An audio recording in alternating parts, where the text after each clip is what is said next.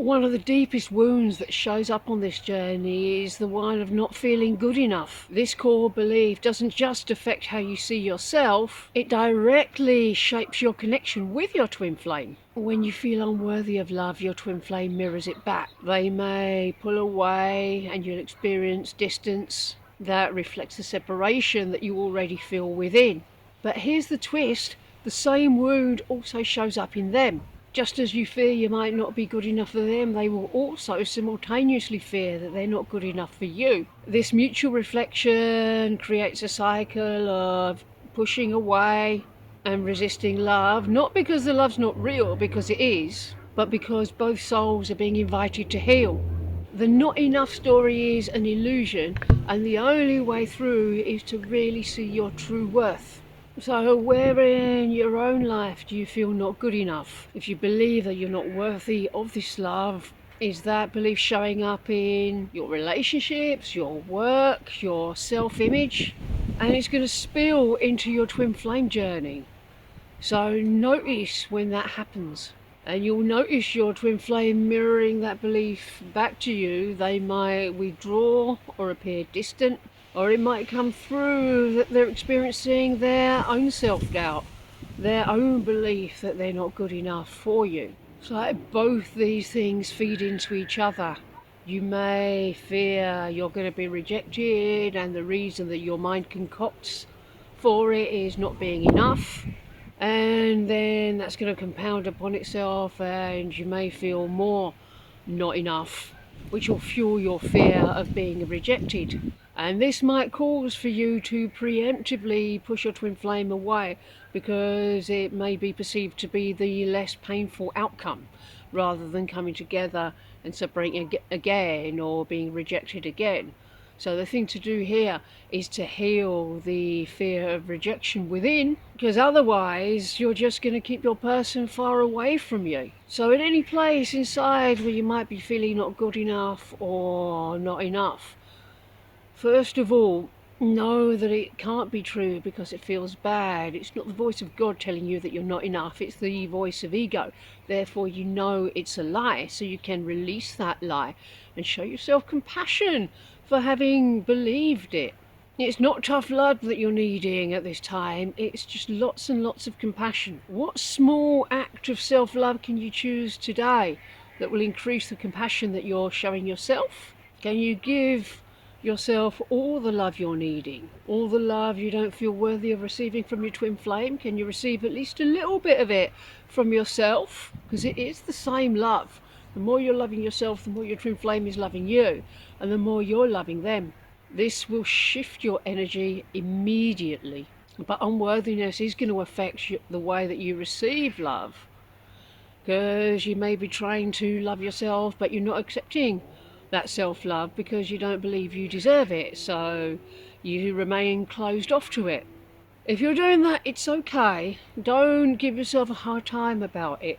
You don't have to give yourself the whole lot of love all in one go if you're completely unused to it. If you can just deliver a drop of self-love to yourself, let that be enough. You can allow it to steadily increase.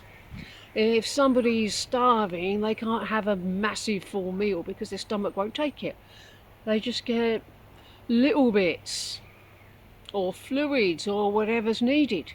Give yourself exactly what you're needing here, love-wise. If you're deflecting compliments or affection or not believing it, what do you need here? Remember, a compliment is only as good as the person that's giving it to you. But if you can allow yourself to be validated by the divine here as God's perfect child, then that's the best quality compliment you can receive. If you're experiencing blocks to receiving this love, or you're resisting it, have a look at why that resistance is there. Make a new choice to just release that resistance and just receive a tiny little bit for starters. Baby steps, that's all you need to do. If it's more than it was yesterday or last week or last month, that's plenty, that's enough. Don't put yourself under pressure to perform here. That's not what we're doing here. Have a look at how your twin flame's distance might be triggering feelings of unworthiness. If you're interpreting that as proof that you're not enough, that's another ego lie. Your twin flame's distance is there to show you the places within yourself that are in need of love and healing, self-love and healing. Invite divine love into that place. That's why your twin flame's doing it. That's the only reason they're doing it. They're doing their job. They're showing you where you're needing to be loved. So reframe these experiences as a mirror for healing. It will make all the difference. And look at the ways in which your twin flame might also be feeling inadequate. It might not look exactly the same as it does for you, but it will be a block that you're sharing. If you can sense they're having fears about failing you, have compassion for them and mirror that feeling. Make a choice here to never fail yourself, and your twin flame won't be able to fail you. When you mirror what you're seeing in them, you'll see 100% clearer how it always reflects the shared wound. And it will also point to any stories that you need to release that are about your worth, because they're all going to be untrue, they're all going to be lies, other than you are a perfect divine child of the universe, worthy of all the love, worthy of the person you were created for and who was created for you. How can you not be worthy of them?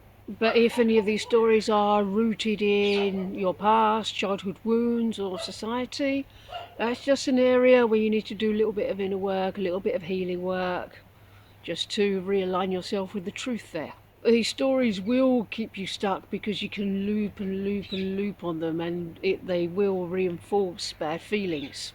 That seems to be the theme of today, but how all these things become vicious cycles and intensify each other and feed upon each other. Don't let ego win in that way.